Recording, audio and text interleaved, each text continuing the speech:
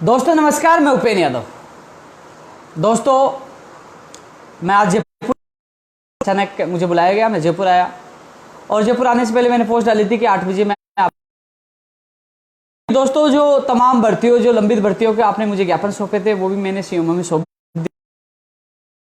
और इसके अलावा जो कमरा किराया माफ वाला मामला हो, कोचिंग वाला मामला हो, जो तमाम भर्तियाँ जिसके लिए मैं इस वीडियो में चर्चा करूँगा, क्योंकि अगले वीक में आने का प्रोग्राम था। साथ में ही मंत्री राजेंद्र यादव जी जो पूरा सहयोग कर रहे हैं, माननीय मुख्यमंत्री जी से मिलने के लिए उन्होंने कहा था, लेकिन उन्होंने कहा कि अब 4-5 दिन माननीय मुख्यमंत्री जी से मुलाकात नहीं हो पाएगी। और वो और भी मंत्री हैं, लेकिन माननीय मंत्री राजेंद्र यादव जी कोशिश कर रहे हैं सीएम साहब से मिलवाने के लिए, तो जल्द ही सीएम साहब से मुलाकात होगी।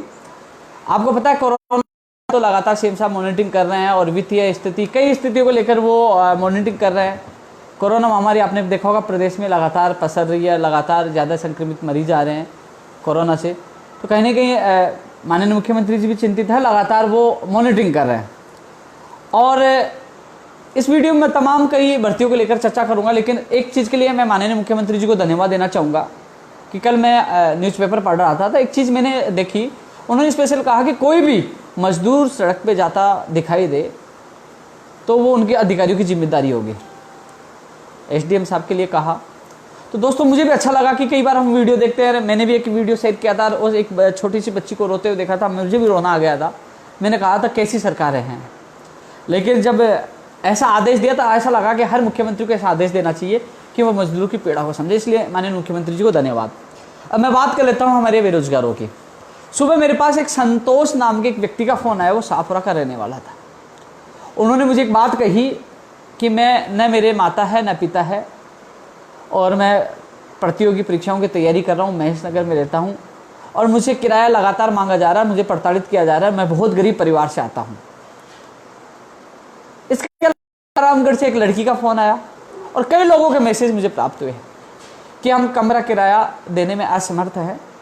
दोस्तों हमने ट्विटर अभियान चलाया था, सबसे पहले हमने मुद्दा भी उठाया था और माननीय मुख्यमंत्री जी तक आपकी बात भी पूछी है और अंतिम निर्णय माननीय मुख्यमंत्री जी को लेना है। जो आज तमाम जो लिखित में जो मुझे देना था, चाहे लंबित भर्तियां हो, चाहे कमरा किराया माफ का मामला हो, चाहे कोचिंग से संबंधित जो फीस से संबंधित मामला हो, चाहे परीक्षा तिथि जारी होने का मामला हो, चाहे परिणाम जारी होने का मामला हो, चाहे नियुक्ति प्रक्रिया का मामला हो, तमाम चीजें मैंने लिखित में दे चुका हूं। अब माननीय मुख्यमंत्री जी से मुझे मुलाकात करनी है और मजबूती से आपकी बात रखनी है। दोस्तों हालांकि मैंने कहा था कि मेरा अंतिम संबोधन होगा भर्तियों से संबंधित, लेकिन जब संतोष भाई की बात सुनी और जब मेरा इससे पहले जो अंतिम संबोधन आया था, मैंने उसमें कहा था मैं एक सामान्य कार्यकर्ता प्रवक्ता के रूप में काम करूंगा। प्रवक्ता का मतलब होता है कि आपकी आवाज़ बुलंद करना मीडिया में, सोशल मीडिया, वो काम तो मैं आज भी कर रहा हूँ, लेकिन इतनी भागदौड़ नहीं करूँगा। लेकिन मुझे विवश कर दिया है उसकी आवाज़ ने और उसकी परेशानी ने। मैंने जब बात की, मुझे बुलाया गया कि आपके जितनी जो लिखित में आप हमें दीजिए। मंत्री जी से बात हुई, बोले कि आपको अभी मुख्यमंत्री साहब से मुलाकात नहीं हो पाएगी, 4-5 दिन आपको वेट करना पड़ेगा। तो मैंने कहा मैं वेट करूंगा, लेकिन मेरे तरफ से सारे लेटर, जो भी लेटर है, मैंने कॉपी पूछा भी दिया और माननीय मुख्यमंत्री जी को देने के लिए सारे लेटर मेरे पास तैयार पड़े।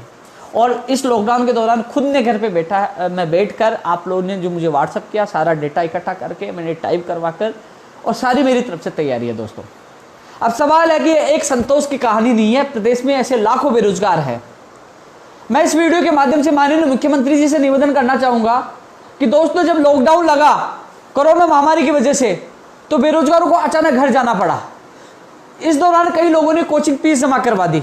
इस दौरान कई लोगों ने कोचिंग फीस के बाद, जिन लोग जयपुर आए थे, कोटा आए थे, जोधपुर आए थे, उदयपुर आए थे, सीकर आए थे, वो अपने घर छोड़कर कमरा किराया लेकर तैयारी करने आए थे। कोई सी भी परीक्षा हो, मैं रीट की बात नहीं करूंगा, मैं पटवारी की बात नहीं करूंगा, मैं पुलिस की बात नहीं करूंगा, विभिन्न प्रतियोगी परीक्षाओं की तैयारी करने वाले थे। अब अचानक लॉकडाउन लगने की वजह से वो घर चले गए। यदि उन्हें यह पता होता है कि ये लॉकडाउन लंबा चलेगा, तो वो कमरा खाली करके जाते, सामान साथ लेके जाते, ना कोचिंग फीस जमा करवाते।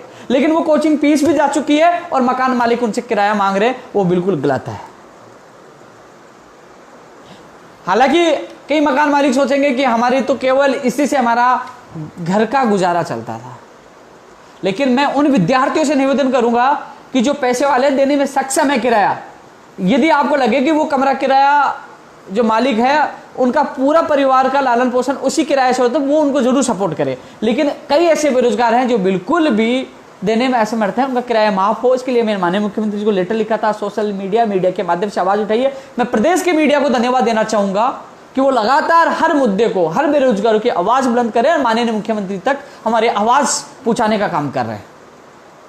मैं चर्चा एलडीसी करूंगा, 2018 हो, 13 हो, जो भी है, मैं हर भर्तियों की चर्चा करूंगा। लेकिन उससे पहले मैंने संतोष भाई की आवाज, उनका दर्द, इसके अलावा एक बहन का फोन आया, उसके बाद मुझे लगा कि हाँ, किराया माफ होना चाहिए। तो आप सबसे मेरा निवेदन है, जिन मकान मालिक का आपके पास फोन आए, लगातार परेशान करें, उनको कहे कोरोना समाप्त होने दीजिए, हमें जयपुर आने दीजिए, उसके बाद हम आपकी किराए की बात करेंगे। मैं कोशिश कर रहा हूं माननीय मुख्यमंत्री जी से मिलने की, मैं कोशिश कर रहा हूं मीडिया के माध्यम से आपकी आवाज उठाने की, मैं कोशिश कर रहा हूं कि हमारा किराया माफ हो। यदि ये माफ नहीं करते, बेरोजगारों की समस्याओं को नहीं सुनते, तो दोस्तों हमें सड़क पे उतरना पड़े या जिस मकान मालिक के घर के सामने धरने पे बैठना पड़े, आपका भाई उपेंद्र यादव आपके साथ रहेगा, मैं आपका साथ देने आऊंगा। क्योंकि यदि बेरोजगार का पता होता है तो वो अपना सामान घर लेके जाता, कमरा खाली कर देता और फीस जमा नहीं कराता। तो कम से कम कमरा किराए के अलावा जो दूसरी समस्या है कोचिंग की, 15-15, 20-20, 30-30 हजार रुपए कोचिंग फीस जमा करवा दी। अब वो कोचिंग मालिक ना तो ऑनलाइन कोचिंग करवा रहे हैं, या ये भी नहीं करे कि लॉकडाउन के बाद ऑफलाइन कोचिंग करवाएंगे। तो उनकी जिम्मेदारी बनती है या तो ऑनलाइन कोचिंग करवाएं उसी फीस में, या कहे कि हम लॉकडाउन समाप्त होने के बाद ऑफलाइन कोचिंग करवाएंगे। और यदि इस दौरान कोई परीक्षा की तिथि जारी हो जाती, समय नहीं मिलता, कोर्स नहीं होता, उनको फीस वापस लौटानी चाहिए, उनका फर्ज है। और उन कोचिंग वालों को मैं कहना चाहूंगा, आपको मानवता के नाते उनकी फीस वापस लौटानी होगी, या वापस आपको ऑनलाइन उनको कोचिंग करवानी होगी, या लॉकडाउन के बाद कोचिंग करवानी। यदि नहीं करोगे तो चाहे हमारे आपकी कोचिंग के बाहर हमें प्रदर्शन करना पड़े, हम करेंगे, क्योंकि युवा बेरोजगारों के साथ गलत नहीं होने देंगे। दोस्तों आपका लेटर मैंने पूछा है, मैं कोशिश कर रहा हूं कि इसका फाइनल जो नतीजा माननीय मुख्यमंत्री जी के हाथ में ही है। तो जो लोग घर पे हैं, जिनको मकान मालिक परेशान कर रहे हैं, वो उनको यही कहेंगे एक बार कोरोना समाप्त हो जाए, हम जयपुर आ जाए। तो दोस्तों अभी किसी को कोई जो असमर्थ है उसको कहीं कर्जा लेके पैसे देने की आवश्यकता नहीं है। मैं माननीय मुख्यमंत्री जी से निवेदन करता हूं कि ऐसे व्यक्तियों को आप संवेदनशील हो, बेरोजगारों के लिए आप उनको राहत प्रदान करें। जिस प्रकार मजदूरों के किराए में आपने राहत प्रदान की थी, बेरोजगारों के लिए भी आप राहत प्रदान करने का कार्य करें। मुझे विश्वास है माननीय मुख्यमंत्री जी पे, वो राहत जरूर प्रदान करेंगे। आप सब कहीं परेशान होने की आवश्यकता नहीं है, आपकी लड़ाई हम लड़ेंगे। आप थोड़ा संयम बनाए रखें और कहें उनको कि हमें जयपुर आने दीजिए। जैसे जयपुर आए तो मैं आपके साथ आऊंगा, जहां धरने पे बैठना, जहां जाना जाएंगे। लेकिन उससे पहले मैं व्यक्तिगत माननीय मुख्यमंत्री जी से मिलकर आपका किराया माफ और कोचिंग वाले मामले में इसमें निस्तारण करवाने की कोशिश करूंगा। दोस्तों बात है कि आज मैं जयपुर आया था, एलडीसी भर्ती 2018 का मैंने एक छोटा सा वीडियो डाला था। हालांकि सुबह मैंने एक पोस्ट कर दी थी कि आज 8 बजे मैं लाइव रहूंगा, क्योंकि वो पोस्ट डालने का मतलब यही था कि मुझे पता है कि आज मुझे जयपुर बुलाया गया है, मैं आपकी बात रख रहा हूँ, क्या नतीजा निकलता है। क्योंकि कई बेरोजगार वो चिंतित हैं, दुखी है कि हमारी भर्ती का क्या होगा, हमें रोजगार कब मिलेगा, सब समस्याओं को लेकर वो ग्रसित। क्योंकि परिवार वाले भी कहते हैं कि बेटा तेरे को नौकरी कब मिलेगी, तेरा परिणाम कब आएगी, तेरी एग्जाम कब होगा, तो वो खुद परेशान है। तो मैंने सुबह नहीं, क्योंकि मैं सुबह बताता, कई लोग कॉपी फेस्ट वाले भी तैयार हो जाते क्या करना है, लेकिन मैंने बताया नहीं कि मैं जयपुर जा रहा हूँ। मैं जयपुर आया, मैंने आपकी बात रखी, आपकी जो तमाम मुझे भर्तियों के ज्ञापन दिए मैंने सौंप दिए हैं।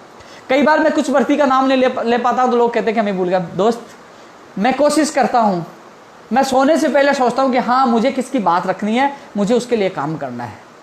ये टाइपिंग भी करवाई है जाके कोरोना में, आपकी बात भी पूछाई है, मेल के जरिए, व्हाट्सएप के जरिए और व्यक्तिगत वहां पूछकर पूछाई है। जहां तक कोशिश हो रही है मैं आप लोगों के लिए कर रहा हूं। दोस्तों जो संवेदनशील मामले हैं मैं आपको बता दूं, कुछ मामले तो अधिकारी खुद मीटिंग लेकर आपके मामलों का निस्तारण करेंगे, लेकिन जो संवेदनशील मामले जिनमें माननीय मुख्यमंत्री जी को निर्णय लेना है, उस मामले में व्यक्तिगत मुझे निवेदन करना होगा और आपको प्रयास करना होगा। मैं भी निवेदन करूंगा, चाहे 587 पद जो एलडीसी भर्ती 2018 में काटे गए हैं उसमें माननीय मुख्यमंत्री जी को फैसला लेना है। काफी लोग कहते हैं कि लेटर ज्ञापन में हमारा नाम ही नहीं। उन साथियों को कहना चाहूंगा, आपके जो साथी है, चाहे जगन बाजिया जी हो, चाहे रमेश जी हो, चाहे नरसिंह जी, तमाम लोग अच्छी मेहनत कर रहे हैं। उन्होंने मुझे पूरी पीडीएफ दी थी, वो पूरी फाइल मैंने सीएमओ में पूछाई आपकी, और वो पुटअप हो गई थी फाइल, मैंने आपको पहले बता दिया था। लेकिन वो अब अंतिम निर्णय माननीय मुख्यमंत्री जी को लेना है। कई बड़े नेताओं से मैंने बात की जो अलग अलग समाजों के नेतृत्व करते हैं। तो दोस्तों जब भी मेरी माननीय मुख्यमंत्री से मुलाकात होगी, मैं कोशिश कर रहा हूँ, मुझे जब भी मुलाकात होगी तो मैं कोशिश करूंगा आपका एक अभ्यर्थी मेरे साथ रहे, आपकी मजबूती से मैं बात रखूं। मुझे 587 लोगों की पीड़ा याद है। जहां तक होगा मैं कोशिश करूंगा कि हाँ, कि जो बेरोजगार संघ, जो मैंने अध्यक्ष और संयोजक पद त्याग किया है, कहीं ना कहीं जाते जाते आप लोगों का भी अच्छा हो, मुझे आप लोगों की दुआ मिले। मैं प्रवक्ता हूँ, जब तक ये लोग सच्चे बोलने में ये निपुण नहीं हो जाते, जब तक मैं प्रवक्ता के तौर पर सोशल मीडिया में आपकी आवाज़ बुलंद करता रहूँगा। क्योंकि घर हूँ, मैंने वीडियो बना के भेज दिया या मैं जयपुर आ गया ज्ञापन दे दिया, वो मैं काम कर पाऊंगा कि इसमें मेरे ज़्यादा आर्थिक भार नहीं आएगा। इतना सहयोग मैं आप लोगों का करता रहूँगा और कमरा किराए वाले मामले में मजबूती से आपके साथ हूँ। बात है एलडीसी भर्ती 2017 317 वाले मामले में मैंने फिर बात की है। उन्होंने ये कहा है कि वो आरपीएससी से बात करके, अधिकारियों से बात करके जो आपके फॉर्म रह गए हैं वो जल्दी आएंगे और जल्दी, क्योंकि 2018 से पहले वो आपको ज्वाइनिंग देंगे। सीनियरिटी का मामला, पहले सीनियरिटी आपको मिलेगी। 317 वाले 2013 के जो 7 साल से भटक रहे हैं उनकी पीड़ा मुझे याद है, लगातार उनके कॉल और मैसेज आता है। मैं कई बार आपके लिए स्पेशल नहीं बोलता, आपको लगता है कि मैं भूल गया, नहीं, मैं वो व्यक्ति हूँ जो चुपचाप काम करने में विश्वास रखता हूँ। मैं आया, जो भी मैंने बात रखी मैंने रखी, मुझे कोई श्रेय नहीं चाहिए, मुझे कोई वाई नहीं चाहिए। वाई दो, धन्यवाद दो तो माननीय मुख्यमंत्री जी को दो कि वो कम से कम, मत एक माध्यम हूँ आपकी, जो आपकी बात पूछाने की कोशिश करता हूँ, आपकी मीडिया और सोशल मीडिया के माध्यम से आपकी आवाज़ बुलंद करने की कोशिश करता हूँ। धन्यवाद देना चाहिए तो प्रदेश की मीडिया को दो जो आपकी लगातार आवाज़ बुलंद करते। धन्यवाद दो तो माननीय मुख्यमंत्री जी को दो जो आपकी भर्तियों को लेकर मॉनिटरिंग करें। हमारा दुर्भाग्य था कि कोरोना महामारी की वजह से प्रदेश की हालत, क्या पूरे विश्व की हालत आप देख रहे हो कि कितनी गंभीर है। माननीय मुख्यमंत्री खुद भर्तियों को लेकर गंभीर थे, संवेदनशील थे, लगातार मॉनिटरिंग करते, हर महीने मॉनिटरिंग कर रहे थे। लेकिन अब स्थिति होगी माननीय मुख्यमंत्री कोरोना को लेकर लगातार मॉनिटरिंग कर रहे, वो समय नहीं दे पा रहे और दूसरी तरफ आर्थिक बाहर भी आ रहे। लेकिन जब माननीय मुख्यमंत्री जी से मेरी मुलाकात होगी तो मैं एक बात जरूर रखूंगा, कई ऐसी भर्तियां हैं जो होने वाली है, अंतिम स्टेज पे चल रही है। चाहे सेकेंड ग्रेड भर्ती 2018 हो, चाहे एलडीसी भर्ती 2013 हो, चाहे 2018 हो, चाहे जो तमाम और भी भर्तियां हैं, चाहे आरएस भर्ती 2018 हो, जो मैं देखो फिर कहोगे कि हमारी भर्ती का नाम नहीं लिया। इसमें जो ज्ञापन तैयार किया था उसमें हर भर्ती क्या लिखा है कि इसमें लिखा है कि मैंने लिखा है भर्ती का नाम, पद और वर्तमान स्थिति। वर्तमान स्थिति कौन सी भर्ती कोर्ट में है, किसकी क्या स्थिति है, परिणाम नहीं आया, एग्जाम नहीं हुआ, ज्वाइनिंग बाकी है, तो वो जिनकी ज्वाइनिंग बाकी है उनकी ज्वाइनिंग हो जल्द से जल्द। यदि सरकार के पास आर्थिक स्थिति कमजोर है तो ऐसी स्थिति में मैं आप सबसे निवेदन करना चाहूंगा, जो अलग अलग भर्ती के अभ्यर्थी हैं, हालांकि उसको कुछ अपवाद उसको गलत व्यर्थ में लेके जाते हैं, अर्थ में लेके जाते हैं, क्योंकि यदि सरकार को हम कह सकते हैं कि हाँ हम मानते हैं आप हमें 5 महीने बाद ज्वाइनिंग दोगे, आपकी स्थिति अभी सही नहीं है, आप हमें ज्वाइनिंग अभी दे दीजिए, 5 महीने तक सैलरी मत देना, क्योंकि ज्वाइनिंग तो मिले। क्योंकि डर इस बात का है कि अभी कोर्ट बंद है, कोई अभ्यर्थी भर्तियों को कोर्ट में ना उलझा दे, इसलिए कोर्ट में भर्ती नहीं उलझे तो आप हमें 5 महीने की चाहे सैलरी मत देना या 5 महीने की सैलरी बाद में देना, कम से कम ज्वाइनिंग तो दो, जिससे हम लोग संतुष्ट हो जाए और बिना चिंता हम रहें कि हमारी भर्ती कोर्ट में नहीं उलझे।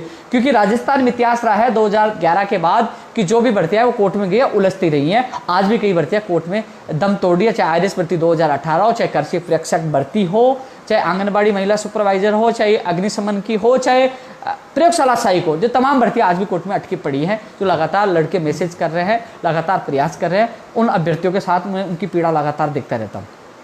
तो दोस्तों तमाम भर्तियों का जो मैंने उनको सौंपा है, लेकिन जो कई ऐसी भर्तियां हैं जो माननीय मुख्यमंत्री जी को निर्णय नहीं लाए, जैसे नर्सिंग भर्ती 2013 एनम और जीनम, जो 67 से 19 पे जो पद हैं, जो हमारी बहनें हैं जो लगातार कोशिश कर रहे हैं, संघर्ष कर रहे हैं। मेरा मानना तो ये था कि अभी नर्सिंग दिवस आया था, कोरोना महामारी में उनका सहयोग लेना चाहिए था, उनको बड़ा गिफ्ट देना चाहिए था। 7 साल से वो इंतजार करिए, 67 19 पद और 45 और 14 पद जो जीएनएम के हैं, तो उन लोगों की सहायता मिले। उनको जो कमेटी बनी थी उस कमेटी का आज तक निर्णय नहीं आया, तो कमेटी को निर्णय देकर उनको राहत देनी चाहिए, वो भी लगातार प्रयास कर। जब भी मैं मुख्यमंत्री जी से मिलूंगा तो आपकी बात मजबूती से रखूंगा। दूसरी भर्ती गंभीर जो है एलडीसी भर्ती 2018 10,000, एलडीसी भर्ती 2013 पंचायती राज 10,029 पदों पर, जिसका 4 मार्च को जो कैलेंडर जारी हुआ था 2018 को, तो उसकी भी 2019 को सॉरी, तो उसकी भी ज्वाइनिंग प्रक्रिया स्टार्ट हो। इसके अलावा जो 587 का मामला गंभीर है, इसके अलावा जो मामले जो माननीय मुख्यमंत्री जी को निर्णय लेना है, चाहे कमरा किराया कोचिंग वाला मामला हो, तो उन पे मुख्यमंत्री जी से निवेदन करना पड़ेगा। जो तमाम भर्तियां जो आरपीएस अधीनस्थ बोर्ड की है, जैसे कृषि प्रेक्षक है, प्रयोगशाला सहायक है, महिला सुपरवाइजर, आरएस भर्ती कोर्ट में है, वो सारी चीजें मैंने नोट करवा दी। उससे पहले भी माननीय जो मुख्यमंत्री जी के विशेष सचिव आरती मैडम जी और ललित कुमार जी खुद एडवोकेट जनरल से मिलकर आए थे कि इन भर्तियों का निस्तारण कर, लेकिन कोरोना महामारी के कारण कोर्ट बंद हो गया, सुनवाई नहीं हो पा रही थी, इस कारण से देरी हुई। अभी भी निवेदन किया है कि इन मामलों में अर्जेंट एप्लीकेशन लगाकर इनका निस्तारण करवाया जाए, क्योंकि बेरोजगार परेशान है, कहीं टिड्डी प्रकोप है, कहीं आरएस वाले जो हमारे प्रदेश के स्तंभ माने जाते हैं, जो अधिकारी है, जो आरएस है, भविष्य है, उनको भी जल्द से जल्द ज्वाइनिंग दी जाए, उनकी प्रक्रिया पूरी की जाए। तो उस संबंध में तमाम मैंने भर्तियों के बारे में, जो कोर्ट से संबंधित भर्तियों की मैंने उनको दी है कि कम से कम इसमें आप लोग एप्लीकेशन लगाकर जल्द से जल्द सुनवाई करवाए। जैसे माननीय लालचंद कटारिया जी, कृषि मंत्री जी को धन्यवाद देना चाहूँगा। हमने निवेदन किया उनसे, निवेदन किया साहब टिड्डी प्रकोप भी है, कृषि प्रेक्षक में मामला, तो उन्होंने अतिरिक्त महाधिवक्ता राजेश महर्षि जी को लगाकर और उन्होंने सुनवाई करवाई। और जब भी सुनवाई होगी तो जो प्रश्नों के विवाद से स्टे है वो हट जाएगा कृषि प्रेक्षक। लेकिन एसटीएफ वाला मामला है, उस संबंध में भी उन्होंने कहा कि मेरे पास मामला है, तो मैं मजबूती से पैरवी करके आपका स्टे हटवाएंगे। तो मैं कोशिश कर रहा हूँ कि जल्द से जल्द एप्लीकेशन लगाकर इन भर्तियों का स्टे हटे, चाहे आरएस भर्ती हो, जो तमाम कोर्ट में उनका निर्णय हो, जिससे राहत मिले। अब दोस्तों, पंचायत राज एलडीसी भर्ती का भी वही स्थिति है कि 10,029 परिवार इंतजार कर रहे हैं, उनको भी राहत मिले। तो इसमें माननीय मुख्यमंत्री जी को निर्णय लेना है। जब भी मेरी मुलाकात होगी मैं मजबूती से आपकी बात रखूंगा। आप भी प्रयास करें, ट्विटर के माध्यम से, सोशल मीडिया के माध्यम से आप लगातार प्रयास करें, मैं देखता रहता हूँ। आपका प्रयास सराहनीय है और सभी एकजुट होकर मजबूती से प्रयास करें, एक दिन आपका प्रयास जरूर सफलता पाएगा। इसके अलावा दोस्तों एक चीज मैं बीच में और कहना चाहूंगा भर्तियों के अलावा, दोस्तों मैंने देखा ग्रुपों में कि हमारी नौकरी लग जाएगी तो पेन यादव को 1 महीने की सैलरी देंगे, 2 महीने की सैलरी देंगे, कोई कहता है कि हम ट्विटर ट्रेंड करवाएंगे, कोई कहता है ये कर दे। मैं आप सबसे हाथ जोड़ के निवेदन करना चाहता हूं कि आप लोग 1-1 महीने की सैलरी के लिए बोलते हो। मैं 2012 से सुन रहा हूं। मैंने पहले बताया आर्थिक जो बेरोजगार संगठन की आपको पता है, महासंघ की, मुझे पता है क्या स्थिति है। किसी भी बेरोजगार से आज तक 1 रुपये नहीं लिया है, न लेंगे। लेकिन कृपया हाथ जोड़ के निवेदन है कि आप डालते, लोग उसका माहौल बनाते कि देखो उपेंद्र यादव के पास तो कितने पैसे आते होंगे। मैं आज तक आप लोगों से 1 रुपये नहीं लिया, आपसे निवेदन है ये चीज नहीं डाले। मुझे 1 रुपये नहीं चाहिए किसी बेरोजगार से। आप यदि कुछ अच्छा करना चाहते तो नौकरी लगने के बाद एक बेरोजगार, एक किसी गरीब या अनाथ बच्चे को उसकी पढ़ाई का खर्चा उठाए और एक परिवार का भला करे, वो मेरे लिए सबसे बड़ी पार्टी होगी, मिठाई होगी। वो मेरे लिए होगा कि आप मुझे सैलरी दे दें। मुझे ये चाहिए किसी का आप भला करो, मुझे बहुत ज्यादा आत्मसंतुष्टि मिलेगी। मुझे पैसे नहीं चाहिए। मुझे कई लोग कहते हैं ट्रेंड कर, मैंने कभी किसी को नहीं कहा मुझे ट्रेंड कर, मुझे फेमस नहीं होना है। मेरे तो जिन लोगों, लाखों बेरोजगारों के दिल में जो जगह है, जो नहीं निकाल पाएंगे, मुझे जो मान सम्मान लोगों से मिला है, उनके माता पिताओं से मुझे आशीर्वाद मिला है, मैं बहुत खुश हूँ, उसी में खुश हूँ। मुझे पैसे नहीं चाहिए, मुझे ट्रेंड करने की ट्विटर पर बात मुझे नहीं चाहिए।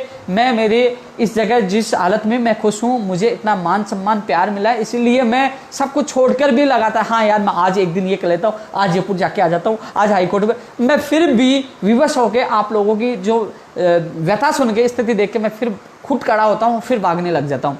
आज जैसे संतोष की देखी, मुझे वो चेहरा याद आता है, मेरा मन करता है, कई बार तो जोश में भी आ जाता हूँ कि अब होगा पार, लेकिन फिर सोचता हूँ नहीं, सरकार की भी कई मजबूरी होती है, हम मिलकर लड़ना होगा। माननीय मुख्यमंत्री जी अच्छा काम कर रहे हैं। कई लोग कहेंगे मुख्यमंत्री जी की बढ़ाई क्यों कर रहा हूँ? अरे मुख्यमंत्री जी की बढ़ाई नरेंद्र मोदी जी कर रहे हैं कि वो अच्छा कार्य कर रहे हैं, तो अच्छा कार्य करने वालों की बढ़ाई करनी चाहिए, धन्यवाद देना चाहिए, हमारा ये फर्ज है। दोस्तों, राजस्थान पुलिस 2018 की वेटिंग का मामला हो, कई लगातार मुझे कह रहे हैं कि उसमें 1600 से ज्यादा पद खाली है। हाँ, राजस्थान पुलिस 2016 की भी सूची जारी होनी चाहिए। रीट शिक्षक भर्ती 2016, 17, 18 की भी सूची जारी होनी चाहिए, लेकिन मामला कोर्ट में है। लेकिन जैसे भी जितना सहयोग होगा मैं आप लोगों को करूंगा। इसके अलावा एसआई भर्ती 2016 की नियुक्ति प्रक्रिया बाकी है, इंटरव्यू बाकी है, तो 2016 भी अंतिम स्टेज पे एसआई भर्ती की बात कर रहा हूं मैं। दोस्तों, ये तो वो भर्तियां हैं। सेकंड ग्रेड भर्ती 2013, मुकेश बेनीवाल लगातार प्रयास कर रहा है। शिक्षा निदेशक मोदी जी ने भी कह दिया, याचिकाकर्ता जो भी हैं एक लिस्ट भेजी, इनको ज्वाइनिंग दी जाए। तो इस संबंध में मुकेश जी आपका लेटर मेरे पास पहुंच चुका है। मैं कुछ व्यक्तिगत आपकी बात रखूंगा, आपके साथ ही आप पे विश्वास करते हैं। मैं जितना प्रयास होगा, मेरे छोटे भाई हो, आपने हमेशा अच्छा सहयोग किया है, तो मैं आपका जितना सहयोग होगा मैं करूंगा। दोस्तों, अब कई लोग कहेंगे कि हमारी भर्ती का तो जिक्र भी नहीं हुआ है। अब मैं आपको जल्दी बताने की कोशिश करूंगा। आरएस भर्ती 2018, वरिष्ठ अध्यापक भर्ती 2018 का मैंने लेटर भी लिखा है, बात भी रखी है कि जिला जो मंडल आवंटन होना है, इसके बाद नियुक्ति प्रक्रिया आदेश होना है, जो 9000 से ज्यादा पद है। संस्कृत शिक्षा विभाग जिसका फाइनल परिणाम आना है, 690 पद है। कृषि प्रेक्षक, महिला सुपरवाइजर, महिला आंगनबाड़ी उपयोगशाला, चारों भर्तियों के बारे में मैंने आपको बता दिया। कोशिश जारी है कि जल्द से जल्द आपका फैसला हो। स्कूल व्याख्याता भर्ती 2015 कि इसमें जो इसका फाइनल, जिसका परिणाम जारी होना है, क्योंकि उस समय मंत्री जी भी कह रहे थे कि एक और नई भर्ती आएगी, तो इसका परिणाम जारी करो जिससे नई भर्ती तो आए, इसके इंतजार लोग करें, लाखों लोग। पीआरओ भर्ती 23 पद। पुस्तकालय अध्यक्छ भर्ती की परीक्षा तिथि, जो परीक्षा तिथि, चाहे पटवारी हो, चाहे पुलिस हो, चाहे फार्मासिस्ट हो, चाहे पुस्तकालय अध्यक्ष, जो तमाम जो भर्ती परीक्षाएं हैं, वन रेंजर हो, वो कोरोना की सामान्य स्थिति होने के बाद, क्योंकि इनके लिए सेंटर चाहिए, सेंटर पे आपकी एग्जाम होगी तो भीड़ होगी, तो सामान्य स्थिति होने के बाद, यानी कि आपकी जब तक मेरे को नहीं लगता जुलाई अगस्त के बाद ही आपकी एग्जाम हो पाएगी, क्योंकि अभी कोरोना की स्थिति आपको पता है, लेकिन आप घर बैठे तैयारी करते रहे। रीट शिक्षक भर्ती में मैंने आपको पहले बताया 2020 वाली लेवल फर्स्ट में कोई चेंज नहीं है।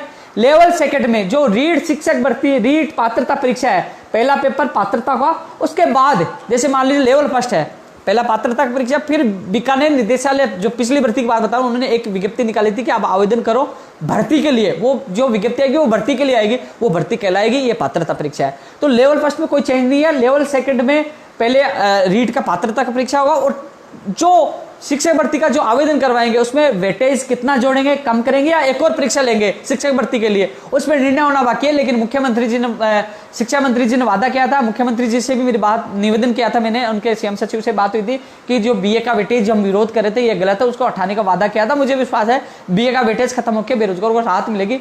तो मैं यही मांग करूंगा माननीय शिक्षा मंत्री से कि पैटर्न जल्द से जल्द जारी करे, विज्ञप्ति भी जारी करे, चाहे आप एग्जाम 2 सितंबर को नहीं हो तो अक्टूबर में करा दीजिए, लेकिन कम से कम बाद में करा दीजिए, लेकिन कम से कम विज्ञप्ति जारी हो, पैटर्न तो जारी हो, जिससे बेरोजगारों का असमंजस की स्थिति दूर हो। वो भी बात मैंने लिखी है, मैं भी निवेदन करूंगा, व्यक्तिगत निवेदन करूंगा, इस समस्या का निस्तारण हो।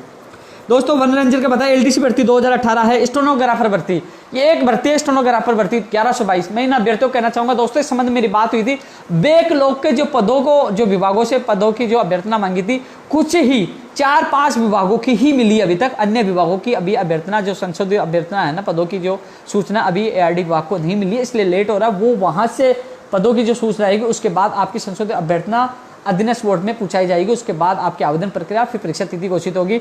दोस्तों आप बहुत परेशान हो और आप ट्विटर वार भी करो, बहुत अच्छा प्रयास करो, लेकिन दोस्तों मैं एक केवल आपका डाकिया हूँ, एक संदेश वाहक हूँ। मैं तो केवल बेरोजगारों के लिए आपकी आवाज़ पहुँचाता हूँ, मीडिया हो चाहे सोशल मीडिया हो, खुद व्यक्तिगत जाकर केवल आपकी आवाज़ पहुँचाने की कोशिश करता हूँ। काम माननीय मुख्यमंत्री जी करते हैं, कई काम अच्छे भी कर रहे हैं, कई उन तक बात पूछ भी नहीं पाती। तो दोस्तों मैं एक बार फिर आपकी बात रखूंगा कि जल्द से जल्द वो सूचना पूछाई जाए, जिससे आपका इंतजार खत्म हो। एसआई भर्ती 2016 की ज्वाइनिंग बाकी है।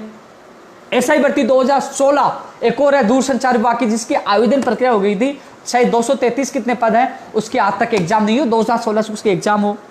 सहायक संख्यक अधिकारी जिसका परिणाम नियुक्ति प्रक्रिया बाकी है। एनटीटी भर्ती 1310 पदों पर, जिसका फाइनल परिणाम नियुक्ति प्रक्रिया बाकी है। प्रयोगशाला सहायक चिकित्सा विभाग की जो 1534 पदों पे, यार इन लोगों को तो कम से कम इनाम मिलनी चाहिए थी। जो ये लोग अभी भी इसमें कोरोना में काम कर रहे हैं, ये योद्धा है, तो माननीय मुख्यमंत्री जी से निवेदन है कि कम से कम इन लोगों को इनाम मिले, जिस प्रकार नर्सिंग भर्ती 2018 के आपने आदेश किए। सहायक कृषि अधिकारी 2015 जिसकी नियुक्ति प्रक्रिया बाकी है। सहायक कृषि अधिकारी भर्ती 2018 जिसका इंटरव्यू नियुक्ति प्रक्रिया बाकी है। वरिष्ठ अध्यापक भर्ती 2013, पुलिस कांस्टेबल भर्ती, पटवारी, आरपीएस एलडीसी 2013, ये तमाम जेईन भर्ती का सिलेबस जारी हो। आरपीएस एएन भर्ती का जो मुख्य परीक्षा का परिणाम जारी हो, इसका भी 916 से ज्यादा पद है, इसका मुख्य परिणाम जारी नहीं है। ग्राम सेवक छात्रावास और जो वेटिंग वाला मामला है, राजस्थान पुलिस का मामला है, 16 से ज्यादा पद का लिया। रीट शिक्षक भर्ती, पीटीआई का बाकी है, पशुधन का बाकी है, कर सहायक का बाकी है, वरिष्ठ अध्यापक भर्ती 2016 का बाकी है, संस्कृत विभाग का बाकी है 2017 रीट लेवल का, 2016 साइंस में इंग्लिश का बाकी है, 2016 रीट का, 2018 का सूचना सहायक का बाकी है, और सूचना सहायक जो चिकित्सा विभाग 2013 का बाकी है। ये मामले तो उनकी बाकी है, तो ये मैंने लिस्ट बना के दी दोस्तों। मैं पूरा प्रयास कर रहा हूँ, क्योंकि वैसे मैंने आप लोगों को बताया था कि अब अध्यक्ष रविंद्र चौधरी जी हैं, जयराम गुजर संयोजक हैं।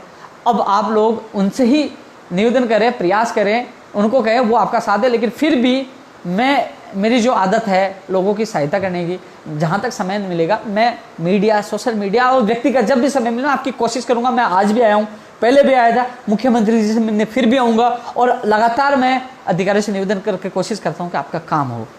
दोस्तों इसके अलावा मैंने ये जो तमाम बताया था, विद्यालय सहायक भर्ती भी मामला है। पंचायत सहायकों का जो अभी जो उनका जो 6000 रुपये में क्या होता है, पंचायत सहायकों का वेतन वर्दी भी होनी चाहिए, उनका स्टाइपेंड भी होना चाहिए। विद्यालय सहायक भर्ती जो 33,000 कितने पदों पर है, वो सुप्रीम कोर्ट से सरकार उसको निस्तारण करा के पूरी करवाए। परिचालक भर्ती 2011 461 पदों पर, एसएसआर भर्ती 2013 4913 पदों पे, आयुर्वेद नर्सिंग भर्ती 1005 पदों पे 2013। ये तमाम भर्तियों की डिटेल जिस भाई की रहेगी वो मुझे व्यक्तिगत भेजे, मैं लेटर पैड पे टाइप करके आपकी आवाज़ पूछाने की कोशिश करूँगा। दोस्तों यही है कि हम सब मिलकर, यदि पहले हम सबको माननीय मुख्यमंत्री जी को विश्वास दिलाना होगा, कोरोना में हम आपके साथ हैं, आपके दिशा निर्देशों की पालना कर रहे हैं। फिर उनको ये कहना है कि जिस प्रकार देखो, मुझे तो अच्छा लगा जब 3 मार्च को माननीय मुख्यमंत्री जी से मिला, उससे पहले भी अब लगातार मैं मीडिया में चिल्ला चिल्ला के बोलता था भर्तियों का मॉनिटरिंग की जाए, और मैं खुद मांग करता था कि मंत्री और अधिकारी मॉनिटरिंग करे।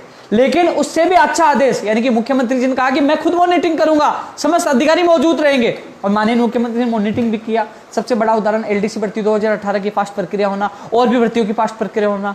लेकिन अब कोरोना में माननीय मुख्यमंत्री उलझ गए, वो प्रदेश की जनता को बचाना चाहते हैं। लेकिन फिर भी मुख्यमंत्री जी को यही हम निवेदन करेंगे, मुख्यमंत्री जी हमें पता है कि सरकार की, प्रदेश की आर्थिक हालात गंभीर होते जा रहे हैं, खराब होते जा रहे हैं, तो ऐसे में रास्ता ये निकल सकता है कि हाँ, कि जो 5 महीने जिन भर्तियों को आपको ज्वाइनिंग देने आप अभी दे दीजिए, बजट नहीं है तो आप उनकी 5 महीने बाद दे दीजिए, या उनका 5 महीने की सैलरी नहीं दीजिए। देखो, बेरोजगारों को कहना चाहूँगा कि इतना तो आप लोगों को खोना पड़ेगा, सरकार के साथ आना पड़ेगा कि हाँ, आपकी हालत खराब है तो 5 महीने की सैलरी हम नहीं लेंगे, कम से कम नियुक्ति तो दीजिए। जो कोई कोर्ट में अटकाने के सोचते हैं उनके सपने तो साकार नहीं हो, आपके सपने तो साकार हो। तो दोस्तों, तमाम बातों को लेकर आपके बीच में आया था। आज मैं जयपुर भी आया था, विशेषकर एलडीसी भर्ती 2018 के अभ्यर्थियों को कहना चाहूँगा, मैं आपके साथ पहले भी था, मैं कुछ दिन घर पे बिजी था, आप लोगों के लगातार मैसेज आए, लेकिन ये क्या, मुझे कोई ट्रेंड आप ना करें प्लीज़, मैंने पहले भी नहीं कहा था।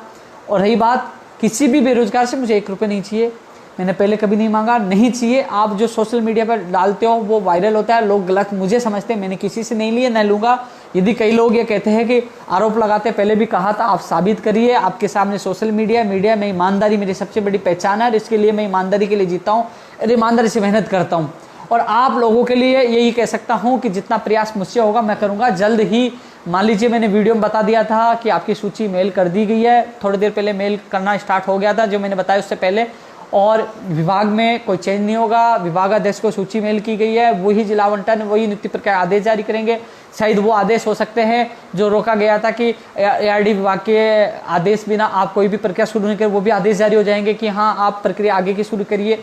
तो हम सबको प्रयास करके जल्द से जल्द ज्वाइनिंग लेनी है। 11,322 लोगों का भला हो, उसके बाद तमाम भर्तियां, उनके लिए हम लगातार प्रयास करेंगे जिससे सबका भला हो।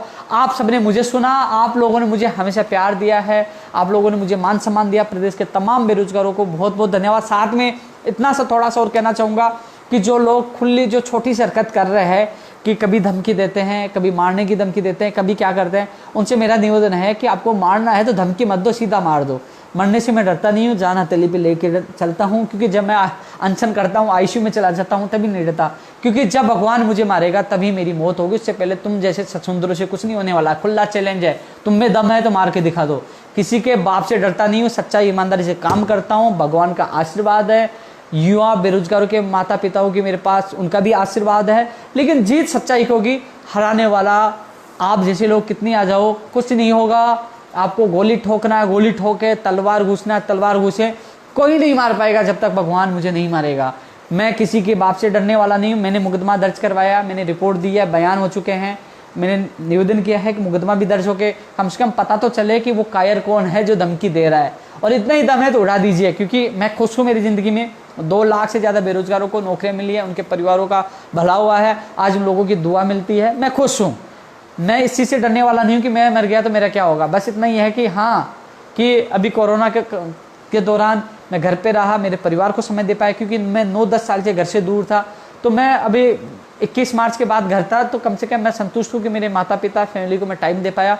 लेकिन फिर भी धमकी देने के बजाय आप लोगों से ये कहना चाहूँगा, जो करना वो करे, क्योंकि मुझे पता है वो धमकी देने वाले कौन है। या तो वो लोग होंगे जो पुस्तकालय अध्यक्ष पेपर लीक प्रकरण में थे, मैं लगातार मांग कर रहा था उनको पकड़ा जाए, उन कोचिंग मदर्स कोचिंग को सील किया जाए। या वो लोग होंगे जो फर्जी तरीके से फर्जी प्रमाण पत्र या फर्जी सर्टिफिकेट थे वो भर्तियों में घुस रहे हैं, वो लोग होंगे, क्योंकि वही लोग दुश्मन बन सके। मेरा व्यक्तिगत किसी से दुश्मनी नहीं है, लेकिन वो चाहते हैं कि मैं रास्ते से हटूँ, वो फर्जीवाड़ा करके वो भर्तियों में सिलेक्शन लें, वो फर्जीवाड़ा करके बेरोजगार को लूटें, वो पेपर लीक करें। लेकिन जब तक मैं जिंदा हूँ, आप लोगों की मंशा कामयाब नहीं होने दूंगा। मैं आवाज उठाऊंगा। इस कोरोना सामान्य स्थिति होती है तो मैं मांग करूंगा मदर्स कोचिंग को सील की जाए, और ऐसे लोगों की और पोल खुलेगी, उन लोगों के भी नाम आ रहे हैं जिन्होंने फर्जी सर्टिफिकेट से नौकरी ली है, वो उन लोगों की सूची मेरे पास जल्द आने वाली है। किसी व्यक्ति ने मुझे विश्वास दिलाया, वो सबूत जुटा रहे हैं और कोशिश करेंगे, उनको बेनकाब करेंगे। आपका पीछा नहीं छोड़ूंगा, धमकी से मैं डरने वाला नहीं हूँ। आप बेनकाब होंगे और आप जेल के पीछे भी होंगे। जय हिंद, जय भारत।